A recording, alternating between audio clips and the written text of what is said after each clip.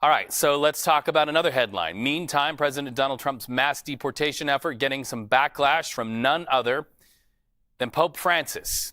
In response, Trump's border czar, Tom Homan, is telling the Pope to stick to the Catholic Church. Those are Mr. Homan's words.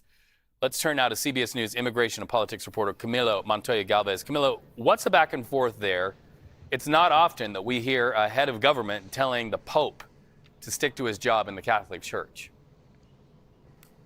Well, Reed, Pope Francis has long been an outspoken and vocal advocate on behalf of migrants and refugees, and this week he penned a letter in which he essentially criticized the Trump administration's immigration policies. He said in that letter, Reed, that all countries have the legal right to defend their territory from criminals and others who may endanger the public safety and national security of people within that country. But he also denounced the deportation of migrants and refugees who are fleeing persecution and poverty, saying that that undermines the dignity of human beings. And so obviously border czar Tom Homan took issue with that statement by the Pope, saying that the Vatican, for example, has a fence around that perimeter in that part of Rome.